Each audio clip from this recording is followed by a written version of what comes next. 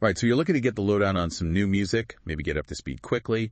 We've got Keeno Worldwide's EP, Love 2, right here. Yeah, and it's his 24th studio EP. I mean, that's quite something. 24.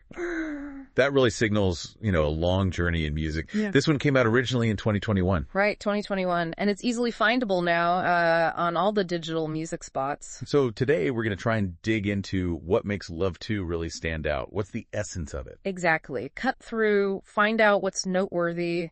Especially, with such a big back catalog. How's he evolving? Right. Does he stick to the same themes, like love and introspection, or is there a shift? Well, the title, Love 2, kind of suggests he is revisiting those themes, but maybe with a fresh perspective. It's interesting to think about. Okay, let's jump into the tracks then. First up is Club Paradise Remix, described as a vibrant opener. Seems like it sets an energetic mood right off the bat. Definitely sounds like it's meant to kick things off with some energy.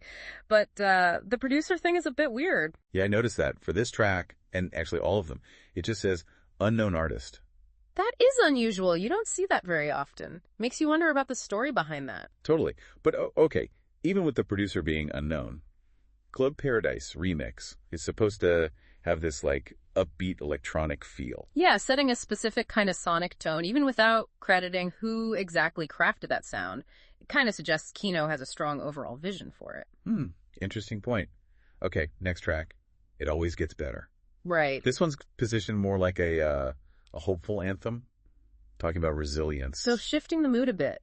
Bringing in that element of hope. It's a powerful theme. It is. And it's interesting how an EP, even a shorter one, can kind of hit on these big human ideas. Does it feel like a typical Keeno theme? Well, without knowing all 24 EPs inside out, it certainly fits within that introspection angle. But focusing on resilience, that feels like a specific, maybe positive takeaway he's aiming for. And the sound.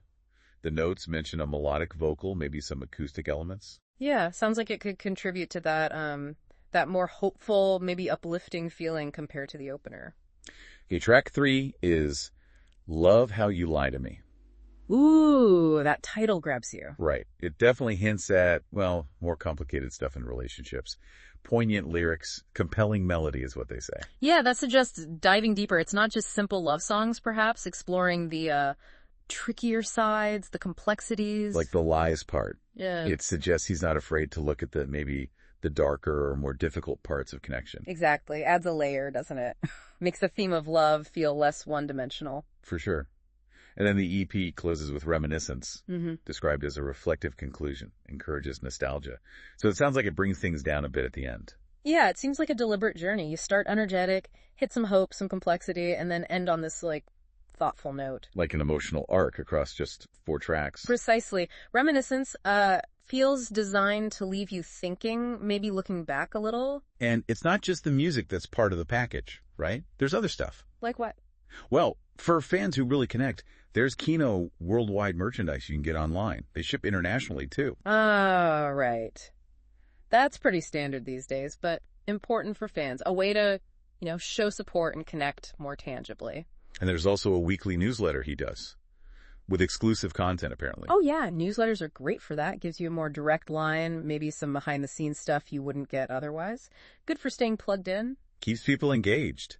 And if anyone's interested in, booking him for concerts, features, interviews, radio, tours, all that info is on the official website. Makes sense. Central hub for all the professional stuff. Easy access. And one last thing, they offer digital gift cards now. Oh, that's handy.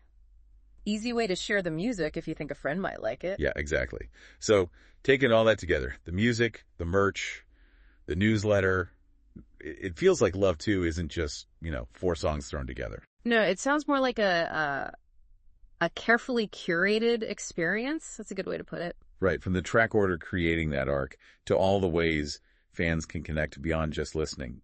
It feels thought out. It definitely appears that way. A coherent project. So wrapping up, Love 2 seems to offer this mix of emotional depth and different musical vibes, all from an artist who's clearly been doing this for a while. Worth checking out if you're into artists who revisit familiar ground, but maybe, just maybe, find new things to say each time. Definitely.